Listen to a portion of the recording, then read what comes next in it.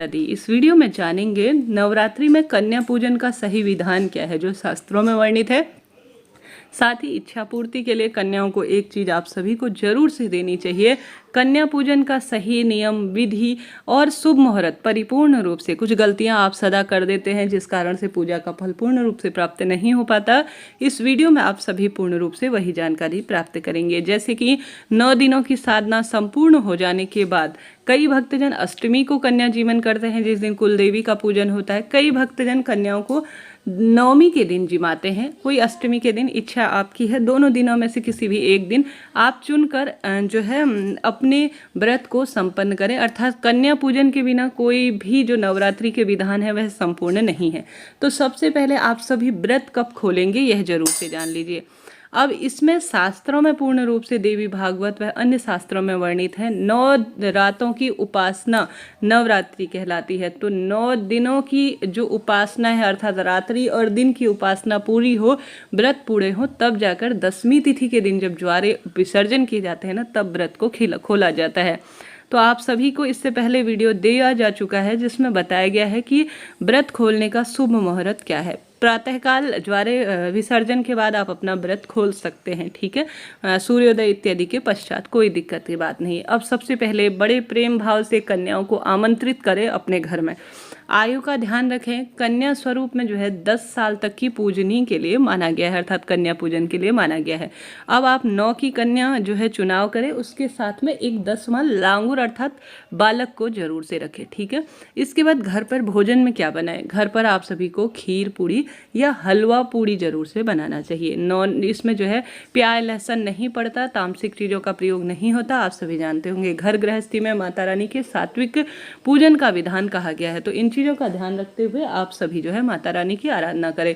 तत्पश्चात आप सभी सामग्री सबसे पहले नोट कर लीजिए। एक दीपक जो कि माता के स्वरूप के रूप में है, उनकी आरती करने के लिए, और टीका, चंदन, रोली, मोली और अक्षत रखिएगा। आप सभी को बताशा जरूर से रखना है, इस बात का ध्यान रखिए। महावर विशेष रूप से शुभ माना जाता है। उपहार स्वरूप आप पढ़ाई की सामग्री दे सकते हैं। सुहाग की सामग्री में आप चूड़ी, बिंदी, जो आपकी इच्छा है आप गिफ्ट स्वरूप उन्हें दे सकते हैं। परंतु ध्यान रखिए, सस्ता जो है आपकी क्षमता इतनी नहीं है, कोई दिक्कत की बात नहीं है, एक ही वस्तु दीजिएगा परंतु अच्छी चीज़ दीजिएगा ताकि उसे कन्या उपयोग में ले सके। बवाल टलाई का काम नहीं कीजिएगा ताकि किसी के काम कोई चीज़ नहीं आए। साथ ही आप सभी बताशे जरूर से दीजिएगा, यह शुभ माने जाते हैं और मनोकामना सिद्धि में भी सहायक होते हैं। फल के रूप में जो है केला या अपनी इच्छा अनुसार कोई भी वस्तु दे सकते हैं। कहने का अर्थ है फल देना जरूरी होता है, भेंट देना जरूरी होता है, सुहाग की सामग्री देना जरूरी होता है उपहार के स्वरूप में। इससे ज़्यादा कम जो है अपनी क्षमता सामर्थ्य होता है, यह पर्याप्त है। अब आप कन्याओं को सबसे पहले किसी आसन में बिछाएं। किसी भी पूजा पाठ का नियम है, जमीन पर धरती पर नहीं, कन्याओं को आसन दे, उस पर बैठाएं। सबसे पहले माता रानी के पति पत्नी सहित व्रत को सबसे पहले आप सभी हवन करें। पूजा विधान हो जाने के बाद जो है कन्या जीवन करें, ठीक है। सबसे पहले एक पात्र लें, उसमें कन्याओं के पैर रखें और कन्याओं को जो है आप सभी सबसे पहले पैर धुलवाएं। उनका जो चरण है ना, वह साक्षात देवी माँ के रूप में है। उनके चरणों को जो जल है उसे अपने मस्तक पर धारण करें, नेत्रों से लगाएं, पूरे घर में छिड़काव करें, शुभ माना जाता है। उसके बाद माता रानी के पैर पोंछकर, माता रानी के स्वरूप के रूप में है, पैर पोंछकर आप सभी जो है विशेष रूप से उनके पैरों में सबसे पहले महावर लगाए, ठीक है। अब आपने महावर लगा लिया, उसके बाद उन्हें चुन्नी उड़ाएं, अर्थात कोई भी वस्त्र लाए हैं तो वह उन्हें समर्पित करें माता रानी को। उसके बाद जो है उन्हें टीका, चंदन, अक्षत समर्पित करें, मुंह मीठा कराएं। इसके पश्चात आरती उतारें और आवश्यक रूप से उनके हाथ में रक्षा सूत्र बांधे, ठीक है। यह होती है नवरात्रि में कन्या पूजन का विधान, ठीक है। इन चीज़ों का ध्यान रखें। इसी तरह से लांगुर को भी आप सभी विराजमान करें। पूर्व या उत्तर दिशा की ओर ध्यान रखिए। कन्याओं का मुंह होना चाहिए। कोई भी शुभ काम होता है, भले ही वह छोटा होता है परंतु उसके लाभ अनगिनत कहे गए हैं, उनका परिणाम बहुत सुखद होता है। अब आप सभी बड़े प्रेम पूर्वक से कन्याओं को भोजन करवाएं, ठीक है। भोजन में जो भी आपने चीज़ बनाई है, भले ही थोड़ा सा ही मात्रा कन्याएं खाएं परंतु खाएं जरूर। उनके चरणों को स्पर्श करें, ध्यान रखिए वह आपके चरण स्पर्श ना करने पाए, ठीक है। उनके चरण स्पर्श करें, उनके हाथों को अपने सर पर रखें, तब आपकी पूजा विधान संपूर्ण होगी। इसके पश्चात आप सभी भोजन इत्यादि वह ग्रहण कर लें तो उनकी जूठी थाली इत्यादि भी उनसे ना उठवाएं, स्वयं आप उठाएं। वह सबसे बड़े मेहमान के रूप में हमारे घर पर हैं। उसके बाद आप सभी उन्हें जो है विदा करने के लिए सामग्री दे। सामग्री में सबसे पहले आप सभी विशेष रूप से सामग्री इत्यादि प्रदान करने जो अंत में जो है भेंट दें।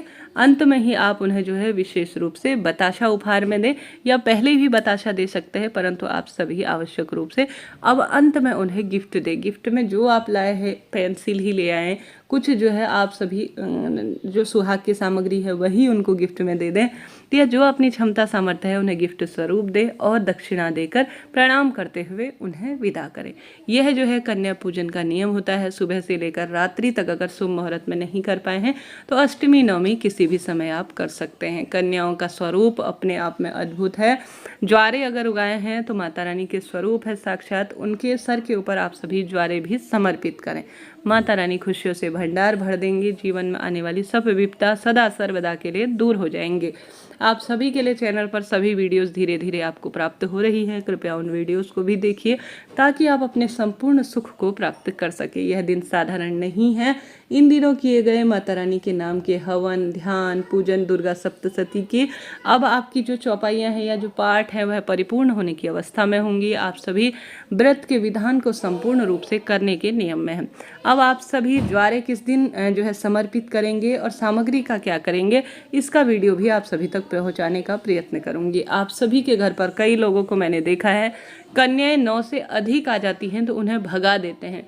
ऐसा नहीं करें जी। माता रानी के स्वरूप में आपकी परीक्षा ले रही हैं। यह माता रानी जाने 9 कन्याएं हो जाने के बाद भी कोई गरीब जन कन्या के स्वरूप में आ जाती है, कोई लांगुर स्वरूप में आ जाता है, तो 9 कन्याओं का विधान जो है अलग से कर ले और उन बच्चों को भोजन अलग से कराएं। माता रानी यह सोचिए कि आपकी परीक्षा ले रही है। जितना आप अन्नदान करेंगे ना उतना सुख पाएंगे। माता रानी के प्राण बसते हैं गरीबों में। प्रत्येक व्यक्ति के अंदर ओमकार के रूप में माता रानी विराजमान है। इस बात का ध्यान रखते हुए कभी भी यह ना करें कि कन्या ज़्यादा आ गई हैं तो कई भक्तजन पैसा लग जाएगा लालच के कारणवश अन्य कन्याओं को, अन्य लांगुरों को भेज देते हैं। हमें सिर्फ 9 ही चाहिए ऐसा कहते हैं। ऐसा नहीं है। अपने जो घर पर कोई भी सदस्य आ रहे हैं ना तो उन्हें आने का प्रयत्न करना है, घर पर बैठाना है। इस बात का ध्यान रखें। साथ ही अपने व्रत नहीं भी कर रखे हैं ना तो भी कन्या पूजन जरूर से कराएं। संपूर्ण पूजा पाठ का विधान का यह फल प्राप्त करवाने वाला होता है। लाल पीले रंग के वस्त्रों का चयन करें। साफ स्वच्छता का ध्यान रखते हुए माता रानी का भोग बनाएं और सबसे पहले माँ को समर्पित करें। उसके बाद ही आप सभी कन्याओं को भोग बनाएं। इस दिन हलवा, पूड़ी, चना सब अपनी इच्छा अनुसार होगा, परंतु सामर्थ्य अनुसार। आवश्यक रूप से तो हलवा पूड़ी होता है, आप जानते होंगे, तो कम से कम प्रयत्न करें सूखे चने और हलवा पूड़ी बनाएं। इसकी ज़्यादा इच्छा आपकी है। मैं आशा करती हूँ, उम्मीद करती हूँ वीडियो उपयोगी रहा हो। कोई अन्य सवाल हो पूछ लीजिएगा। आपका अपना चैनल है। जय माता दी।